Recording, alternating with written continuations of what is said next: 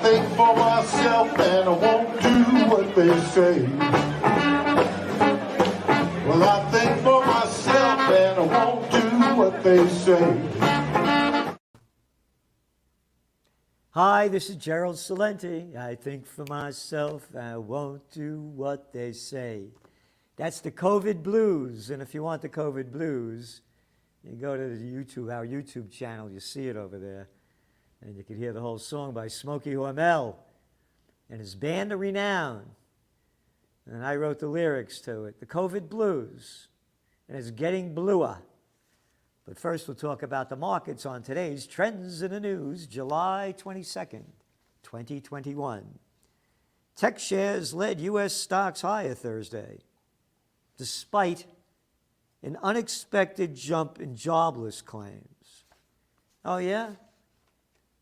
And they changed the numbers last week. There were more jobless claims than they said there were. How could jobless claims be going up if there's this big, strong rebound? Weekly jobless claims unexpectedly moved higher last week, despite hopes that the U.S. labor market is poised for a strong recovery heading into the fall. You know what that is? Bullshit. Yes. They're selling the Delta variant. People are putting back on their masks. They're not going out. They're afraid. It's going down. And what else do we have here? Jobless total was the highest weekly count since May 15th. But the tech shares went up because they're looking at more of a lockdown. So when the techs go up, the lockdowns get deeper. And remember, it was the geek freaks that called the first work at home, you could Zoom, buy everything online. Yeah, that little freaky Dorsey cat, the Twitter guy, the guy from outer space. Yeah, he was the first one to call it. And then Zuckerberg. Yeah. These are the people running and ruining our lives. Again, they got it wrong in the King James Bible. It's not the meek shall inherit the earth. The geeks have inherited the earth. They sucked the life out of us. The NASDAQ composite led the markets with a 0.3% gain. So now you have interest rates are still going down. They're afraid to push them back up. And you even saw it today over there in the UK, not the UK, the Eurozone. They announced that we're not going to be raising interest rates for a while. That just happened today. So you can see where this is going. Oil prices went up a little bit today. They're back, Brent crude's around $73 a barrel. It's only $4 down from its high. And now the expectations are that it's going to be trading in this range for the rest of the year. It's hard to tell. It's hard to tell because of the lockdowns going on. Some other economic news, big landlord to scoop up more houses. One of America's biggest landlords is teaming up with an insurance company, a global investment company, and a Texas pension fund to buy $5 billion of U.S. houses to turn into rentals. So go back to this week's Trends Journal. And again, Delta dystopia, governments in control, and a dehumanization. And that's what it is. Thomas More was 500 years ahead of his time. Anyway, we wrote in detail and have been writing in detail about these big companies. Again, they didn't exist when I was a young guy, hedge funds, investment firms. They didn't exist. They're taking over everything. This was a story in this week's. Blackstone pays $5.1 billion to buy rent control apartments. Week after week. They're buying up the apartments just like they did in the panic of '08 when they went into foreclosure because people can't afford to buy their own homes. So now the bigs are controlling that market too. Because the people that are buying the homes now are in the upper classes. That's where the home sales are. You have the average price of a home in the United States is around $350,000. When I moved to Rhinebeck in 1979, I bought a real old house, like the 1800s house. Needed a lot of work. We gut the whole thing. And 38 acres of land for $28,000. All right? And now look what's going on. So they know that all we become are plantation workers in Slavelandia. You're working for Amazon. You're working for Walmart. You're working for the essentials, you low-life pieces of essential crap. Hey, what did Bezos do today? Like, I give a shit. How come they don't have that on the headline news? Anyway, going on to what's going on and what's happening, people can't afford to buy. $15 an hour, you can't, it ain't happening. So they're buying up more of the rentals. Coca-Cola lifts 2001 outlook. We mentioned that Pepsi-Cola in this Trends Journal, they're upping their outlook too. We're mentioning this and putting in the data because more people are eating more shit and drinking crap. And who's dying from the virus? Elderly people mostly that have 2.6 pre-existing comorbidities. And the younger people that are dying are from obesity, type 2 diabetics, and respiratory ailments. So keep drinking the Pepsi and the Coke. Here we go. The European Central Bank pledged on Thursday today to keep interest rates at record lows, so that the big money-mad guys and girls could buy up everything real cheap because they borrow the money for almost nothing like the banksters do. They borrow it, 0.35% in the United States and charge us 27% on our interest on the credit cards. Yeah, that's the deal. Again, there are three gangs running the show: the drug lords, the banksters, and the military-industrial complex. So they're keeping the money cheap so they can keep the scam going. And they're also keeping the money cheap because they know there's no big recovery. And we're going to get into the why right now. Indonesia ramps up COVID curbs as case numbers keep surging. Phony case numbers keep surging. Again, don't believe me. Look at the data of the ineffectiveness of the PCR tests. But I'm mentioning this because they're locking down again. The global economy is not going to boom back. U.S. keeps curbs on border crossings. Delta variant accounts for 8 in 10 new U.S. infections. This is from the Financial Times to show you the propaganda, or impropaganda as it should be called, because there's nothing proper about it. Over the past week, the U.S. averaged 239 deaths a day from the COVID-19, an increase of almost 48% over the previous week. Wow, double. That's how they use propaganda. Double. No. How many deaths? 239? Let's go back exactly to the beginning of the year at this date. Look it up. January 20th, 2021. About 4,100 deaths a day. 4,100 deaths a day, and now they're screaming cases. France requires COVID-19 pass for Eiffel Tower.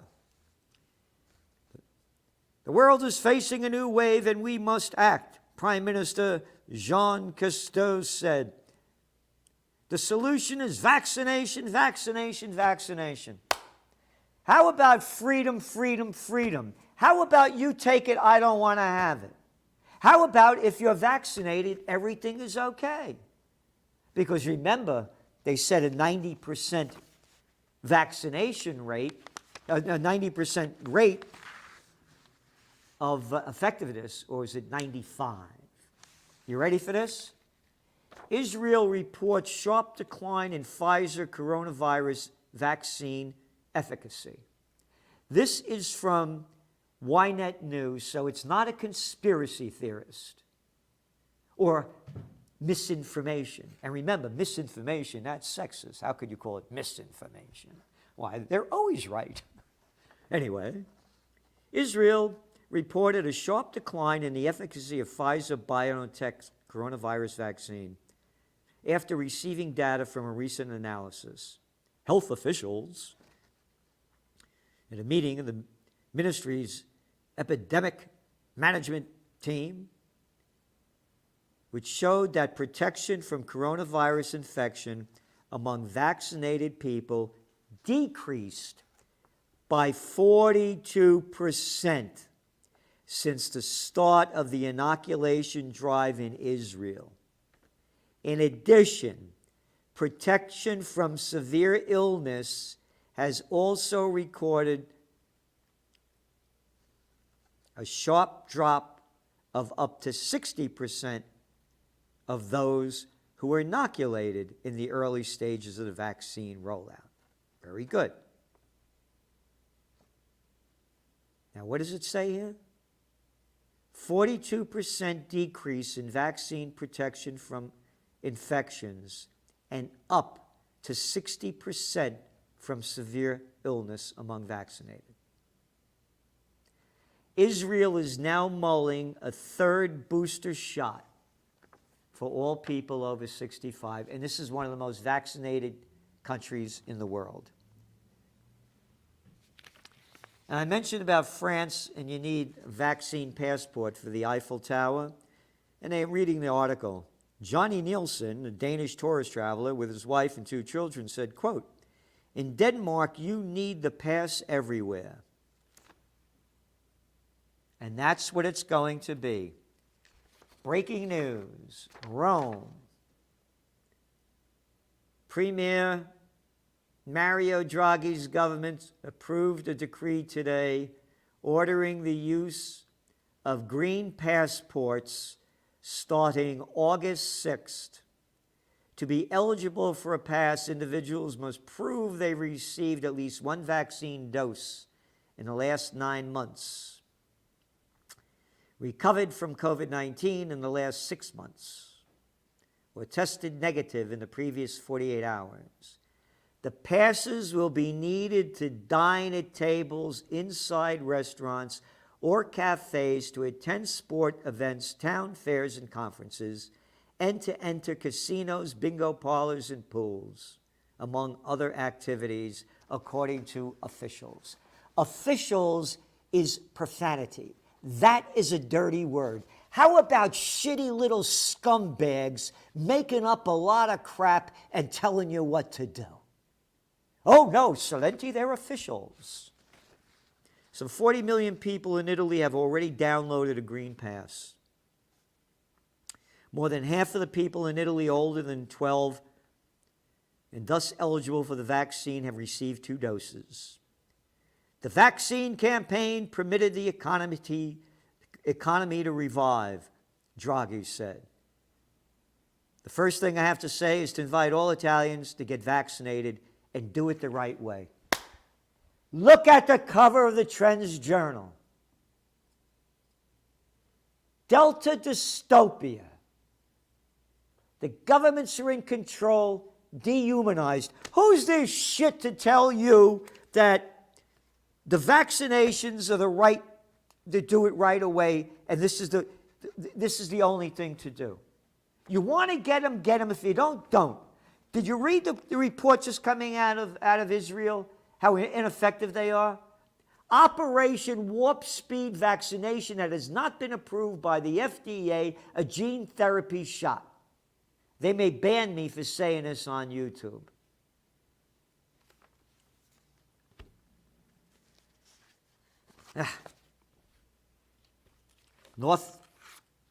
South Wales is bracing for more bad news, as the Premier warned today. Record infection numbers. The new exposure sites, they go on and on. North South Wales has recorded 1,648 local cases since the outbreak on June 16th. How many people died? How many people died? It's not in the article. I could look it up. And I did. 3 deaths this year in all of Australia from the COVID. 3. New South Wales, 8 million people. The grand total of 59 deaths in 1 year and 7 months. And they're locking it down. She goes on to say that Thursday's record infection numbers would not be the last in this outbreak, as an end to the 4-week lockdown seems a distant hope. We anticipate case numbers will continue to go up before they start coming down, and we need to brace ourselves for that, Ms. Jerkinoff said on Thursday. U.S. life expectancy dropped sharply. U.S. life expectancy in the U.S. fell by 1.5 years in 2020, the biggest decline since World War II. And COVID-19 killed hundreds of thousands and exacerbated crises in drug overdoses, homicide, and chronic diseases. Suicide attempts among Canadian children have doubled since the COVID-19 pandemic. 200% increase in hospital admissions for substance abuse among children over the past year. 100% increase in suicide attempts by children during the same period. 70% of children between 6 and 8 say that the pandemic has harmed their mental health in some form. 62% of parents admit that the pandemic has worsened the mental health of at least one of their children. Not the pandemic, the scumbags that imposed these lockdowns, that little Rankin, little piece of nothing boy, that strange clown. Ford, flabby Ford, a clown like him telling you what to do. Not the pandemic. Then you look at the numbers.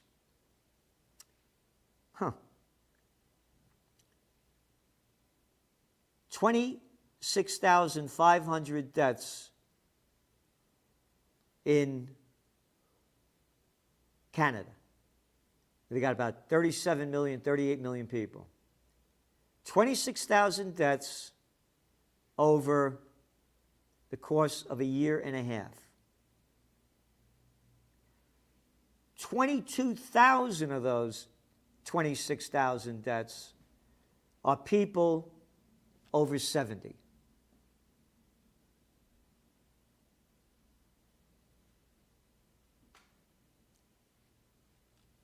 People 1 to 20, 0. 0. They're committing suicide. Their lives are being destroyed. Why don't you take care of the people most susceptible to this? You look at the numbers. Out of the 26,500, 24,500 are people over 60. And you're destroying the lives of all these young people? Anyway, got a lot of stuff here. More hospitals are requiring workers to get COVID vaccines. And what else do we have here? This is one story to show you why you subscribe to the Trends Journal. And we say the truth in trends and history before it happens. We have no agenda other than the truth. We put down the facts. Kristof, Times columnist, weighs bid for Oregon governor. Nicholas Kristof of the New York Times is considering running in the Democratic primary for governor of Oregon. Mr. Kristof, a Democrat, said in his statement that he was interested in hearing what Oregonians thought about his possible bid. A Democrat. Democrats and Repulsivekins. That's what the news is. I'm a political atheist. What stupid son of a bitch or daughter of a bastard could label themselves as a journalist and put them in the little confines of a murdering and thieving political parties. Murderers? Yeah, that's right. You like that Obama, the Nobel Peace of Crap Prize winner, you dumbo craps. I want that guy Gaddafi out of there. I want that guy Assad out of there. Troop surge in Afghanistan. Yeah, you remember that one? Did a great job, man. Oh, and bullshit Biden, now pulling him out. All for the war. Murderers, Bush, thieves. Hey, the banksters, they're too big to fail. Oh, yeah, give the money to the bigs. Hey, United Airlines, you need more money, here it is. Oh, yeah, it's all right. Murderers and thieves. That's why you subscribe to the Trends Journal, The Truth in Trends. This week's edition is 130 pages, no ads. Last week was 160 pages. You read what you want. Everything's outlined. Table of contents. You don't read the whole magazine unless you want to. We're putting out the truth, and they're selling agendas. This is Gerald Salenti. That's some of today's trends in the news. And if you want more information about the Trends Journal, you go to trendsjournal.com. And remember, the COVID blues, because I'm as blue as I could be. Think for myself and I won't do what they say. Well, I think for myself and I won't do what they say. The COVID-19 war has changed the world, but who's prepared? What's next? It's in your Trends Journal. Trends Journal subscribers are prepared. Subscribe to the Trends Journal. Read history before it happens. From the world leader in trend forecasting.